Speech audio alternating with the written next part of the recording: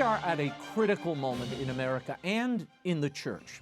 Now, some might quibble, but I think it's pretty clear that the most well-known and certainly the most powerful Catholic in the world is President Joe Biden, at least for the time being. He is, through his actions and constant reference to his Catholic faith, teaching the world and Catholics how to behave, how to live out their faith, or how to ignore it. During the campaign, the Biden team very cannily ran ads like this one on Catholic radio stations all over the country. The intention was obvious. You can tell how important Joe's faith is to him. It's what motivates everything. Joe's beliefs, his values, the kind of president Joe would be. Joe Biden knows what it means to be your brother's keeper, to care for those around you and lift up those who are suffering. Well, maybe not all those who are suffering. Senator Joe Biden for decades was known as a senator who was a moderate, a pro-life Democrat. He supported the Hyde Amendment, which forbade federal funding for abortion, and the Helms Amendment, which barred American funding of abortions abroad. But that Joe Biden is long gone. He self-immolated on the altar of his party sometime before he joined the Obama ticket more than a decade ago. As president, Joe Biden is doing exactly what he did during the campaign, saying one thing and doing another. Listen to the president a few months ago. Everyone is entitled to be treated with decency, with dignity. Everyone is entitled to that. And we don't do that now. I said there were 3 reasons I was running. 1, to restore the soul of the country, decency, honor, integrity, talk about the things that matter to people, treat people with dignity. Are the unborn treated with dignity today by the Biden administration? Are they treated with decency by the government? According to the Family Research Council, in his first 100 days, Biden's $1.9 trillion COVID-19 relief package made $467.8 billion available for abortion and abortion-related businesses. President Biden has also funded abortion and abortion businesses by delivering an additional $12.1 billion through executive actions. And the Hyde and the Helms amendments, they're gone.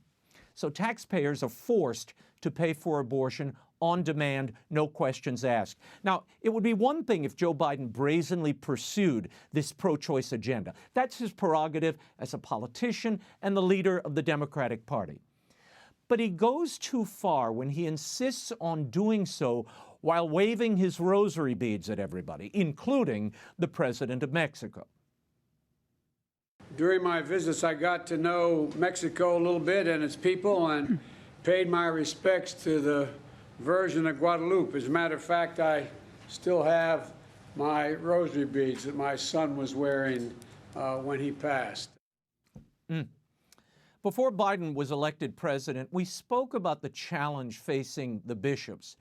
For the first time in history, there is a Catholic president who does not embrace what the bishops have called the preeminent issue for Catholics, the foundational standard of Catholic moral teachings, life.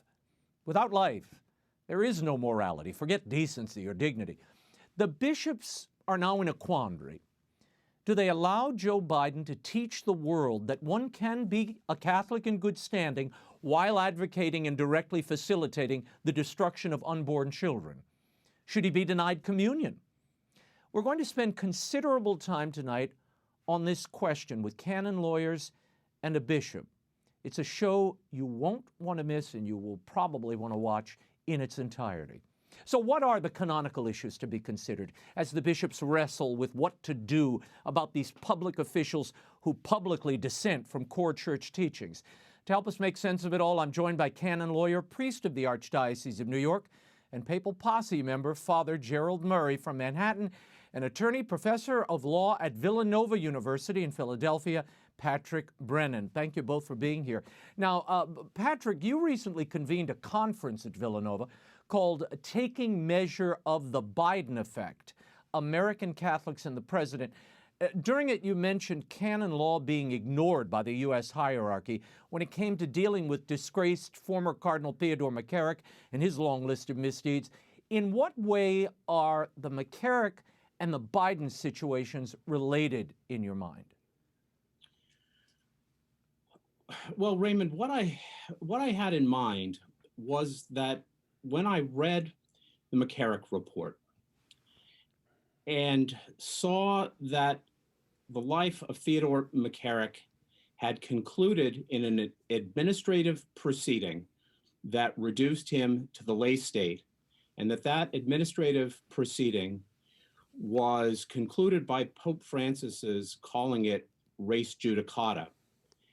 And nowhere in there did I see canon law being followed as it should have been. Nowhere in there did I see any serious efforts to seek the medicinal and spiritual remedies that the canon law always directs the pastors to seek. I asked myself, what was the church doing under canon law today to work for the good of now President Biden, who's made his career cooperating in, advocating, and now as chief executive, implementing the grave moral evil of abortion? I wanted to know what the law of the church, which had not been used in the case of Cardinal McCarrick until the very end, could and should and might yet inform the church to do in the case of now President Biden. And we're going to get to specifically what the canon law advises in a moment. But Father, you participated in that conference as well, and we'll be talking to Archbishop Cordileone a bit later. But canonically speaking, what, if anything, can be done by the church to sanction a public figure like the President of the United States, who also happens to be a self-identified practicing Catholic? Well, the provision of Canon 915 needs to be invoked. Now, we should note that's not a sanction. It's not a canonical penalty. It's a provision for the proper administration of the sacraments. And it's preceded by a canon which says people who are conscious of grave sin, people who are conscious of having committed a mortal sin, they should abstain from coming to communion until they've made a good confession. But Canon 915 deals with the responsibility of those who administer Holy Communion when someone comes up who is either an excommunicate or someone, as in the case of President Biden, who manifestly persists in a grave sin. And this grave sin is, as the professor said, his continued support and now implementation of legalized abortion and its payment by U.S. tax dollars. So what canonically needs to happen is that the Archbishop of Washington should convoke the President of the United States, in other words, as his pastor, because remember, the fact that you're the president doesn't mean you're exempt from canon law or the authority of the local bishop. The Archbishop of Washington should convoke him in to express to him that in the opinion of most people, and I think that's rational, those who support abortion are persisting in a manifest grave sin. And in the case of the President of the United States, he needs to correct that behavior if he wishes to continue to receive Holy Communion. The reason being, it's not good for the president's soul, and it's not good for the community for someone who claims to follow Christ and is described by his own staff as being a devout Catholic. It's not right for that person to then go ahead and ignore the law of God that you shall not kill, and particularly to do it in such a way as he does it, because he's made a boast that he's going to support the abortion rights movement in the United States. He said if Roe v. Wade is overturned, they want to legislate it into the law. So the bishop should Archbishop should call him in and then tell him, this is the situation. Are you willing to change because you've made a grave mistake in thinking you can be both a practicing Catholic and a supporter of abortion as the president? If he doesn't agree to withdraw his positions, then the Archbishop of Washington should instruct all the priests of his diocese to deny communion to the president if he approaches to receive at Mass. Another of the participants, Fran Mayer, at this conference I spoke of a moment ago, he was former assistant to retired Archbishop Charles Chaput. And he said that perhaps the Biden presidency represents good news as far as forcing the U.S. Church and the bishops to finally confront this long-festering issue of public figures who support abortion and yet receive communion. Patrick, would you agree? And do you believe that the case of President Biden will be addressed? It seems the bishops began by punting on this when they disbanded their ad hoc committee to figure out what to do about Biden. Well, I have to say, Raymond, when I first heard the title of Fran Mayer's paper, Biden is Good News, I worried what was coming, except I knew Fran well enough to know that he's a very serious student of these matters, having assisted Archbishop Chaput, whose work on this question, you'll remember from First Things, a great article in First Things in late 2020, I think it was in November, was just right about this.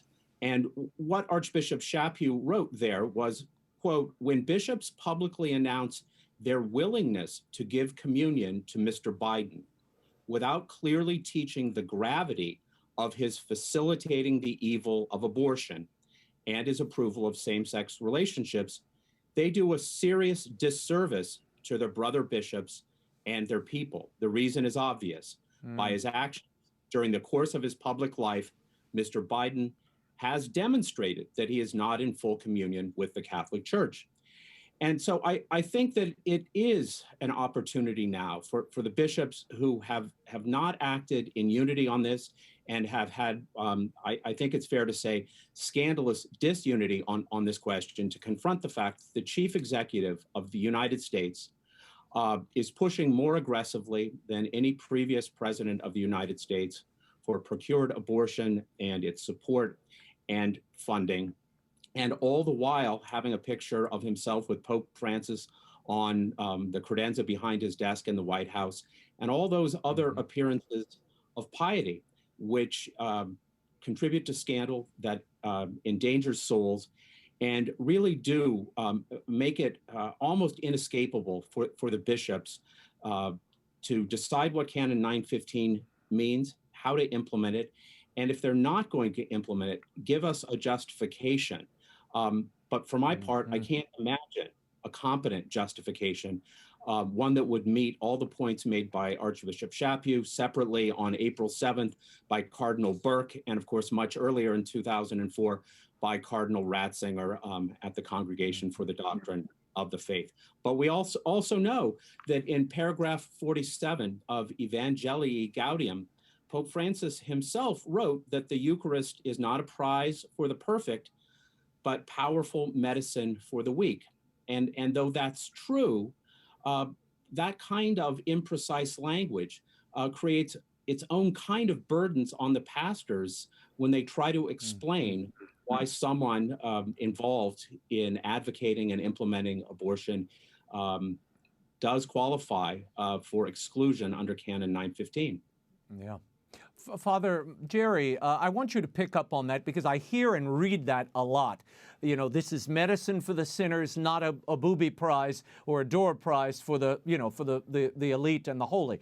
But what does canon law say about the denial of communion at the parish level?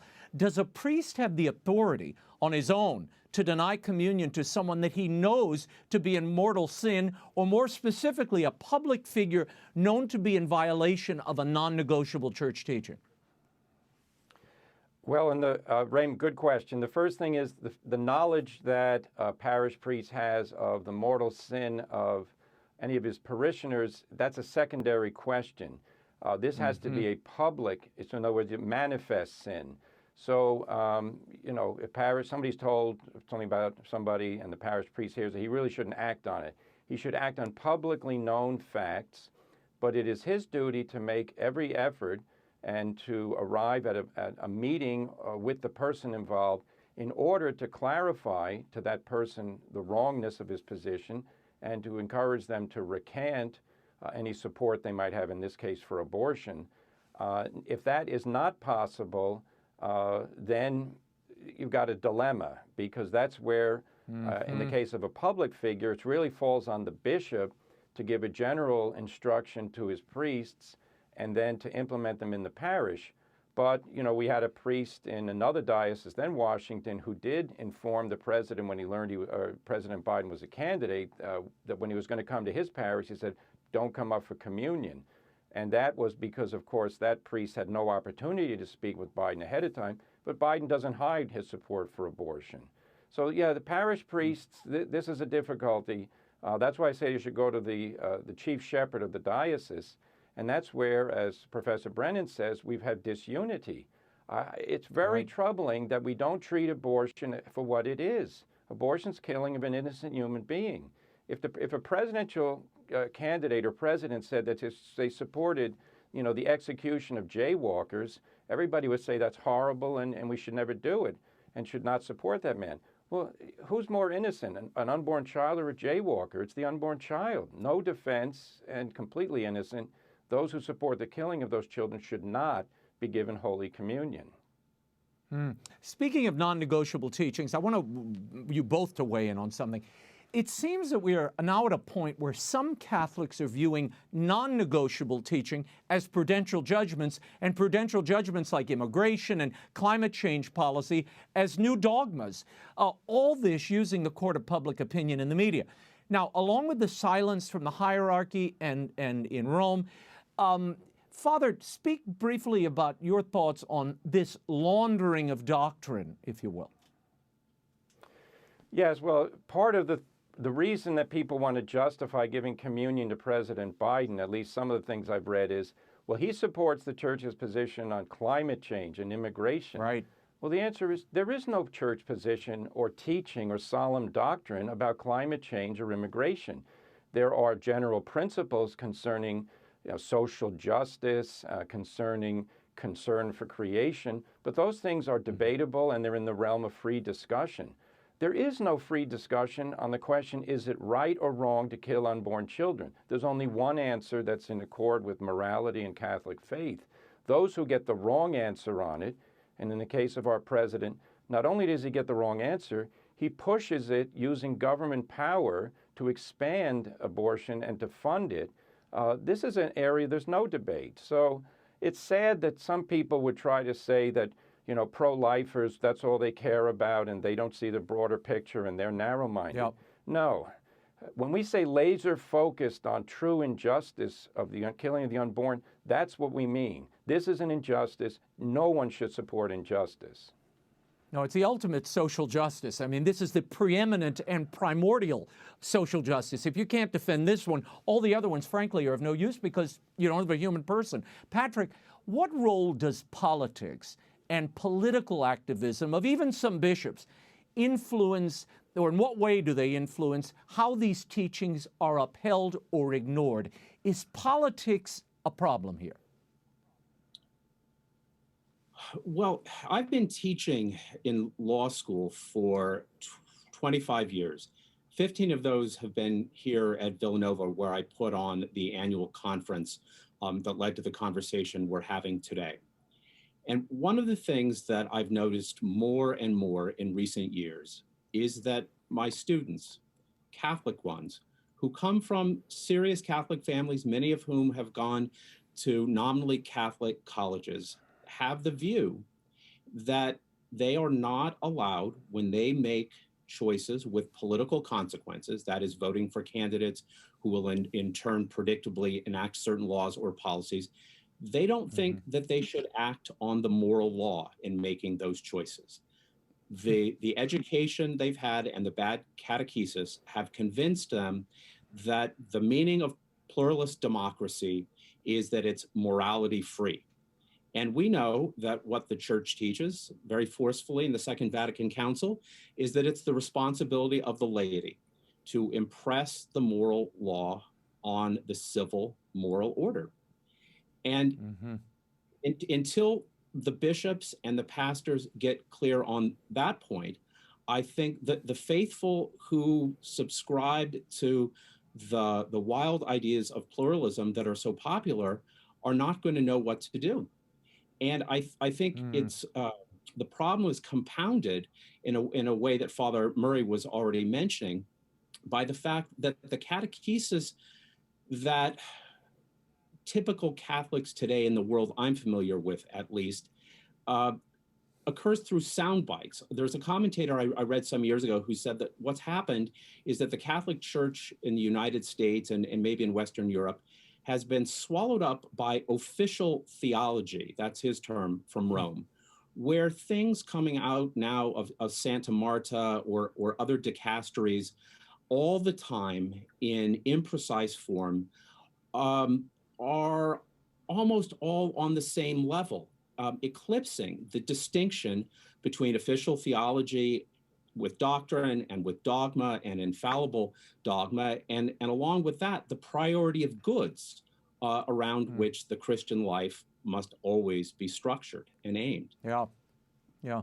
Well, as my friend Cato Byrne used to always say, Raymond, you have to blame the bishops at a certain point. And I have to say, what you're talking about, the formation of individuals, particularly well-educated individuals who've gone to Catholic higher education, those schools are no longer teaching in accord or in the same chorus as they once did either. And that's a huge problem. In fact, they're teaching the inverse. And these are the Catholics. So it boggles the mind. Father, I'm going to run out of time.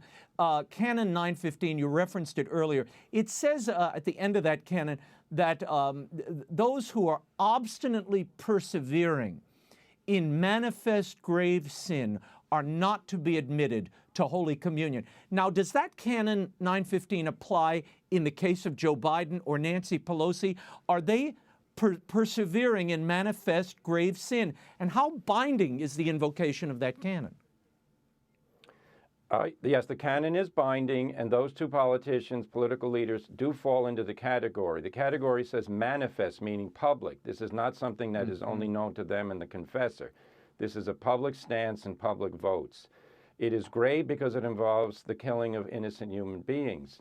And it is persistent because they've had this position for years, and they know very well that they've been criticized by many, including many bishops. They still continue to hold these positions. And as Cardinal Ratzinger reminded the American hierarchy in 2004, politicians who fall into this category must be denied communion. Why? Because their life is not in coherence with the faith they profess. If they wish to continue to profess the Catholic faith, they must live privately and publicly in coherence with it. Why? Because Jesus Christ, the Savior, has dominion over all aspects of our lives. We can never say, well, as a Catholic, I believe it, but as a president, I'm not going to do it. No, if you believe that innocent human beings shouldn't be killed randomly, paid for by the government, then you have to act to stop it. So it's quite clear. This is not a question of the consciousness and the soul of whatever Joe Biden and Nancy Pelosi think. They need to have that straightened out in a confessional. But as regards public action, yes. We've got to remember, the church is not an association of people who voluntarily agree to get together and discuss things. The church is the mystical body of Christ. Jesus is the head of the church. And if we're part of the body, we have to be a living member of the body, meaning we act in unison with the head. And the head of the church is Jesus. I don't know how these people could go before the Lord at the final judgment and say, oh, by the way, Lord, I really hope you're not mad at me because I helped pay for the abortion of the children that you sent into the world. That's a ridiculous. Any bishop who believes bishops rather have to tell Joe Biden, look, you act that way, you're preparing yourself for a very bad end. You need to change. Okay, who is the instrument of enforcing that canon, Father? And does it follow the individual? We have had bishops already come out, Bishop Wilton Gregory in Washington, D.C., who would have competency here. He's already said, I'm not going to deny Joe Biden communion. Yes, well, he is the bishop responsible for the White House. The White House falls in his diocese, so Joe Biden is a parishioner and a member of his diocese. Likewise, in Wilmington, where he also has a residence. But, the American hierarchy could do something very simple. They could issue a document saying it is the understanding of the American hierarchy that Canon 915 applies in the case of politicians who publicly vote for and support abortion. And we are going to instruct the priests in our diocese not to administer communion to those people. And that would make very clear, because then the priests will say, well, there's no doubt about Joe Biden doesn't hide his support of abortion. There's no doubt about it. Same with Pelosi. But in the end, it's up to the local bishop to enforce this within his jurisdiction. But if Biden crosses the river and, goes to a diocese like Arlington, then it's up to the Bishop of Arlington to instruct his priests what to do. I hope we'll get some clarity here. So it doesn't follow. So wait, Father. So it doesn't follow the individual. So if the local bishop invokes the canon, Does it follow the individual, or is it just a matter of geography and where that public figure may land?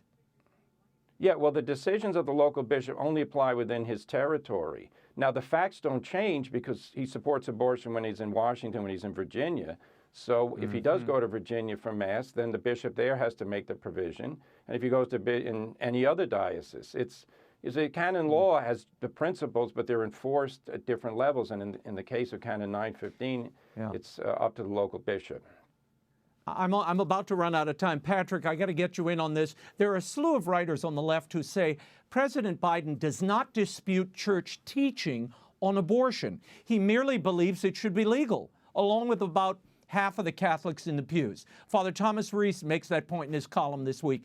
If Biden is denied, should half of the U.S. Catholics be denied communion also? And what about politicians who support voter suppression laws or deny climate change, vote against health care for the poor, he goes on and on about?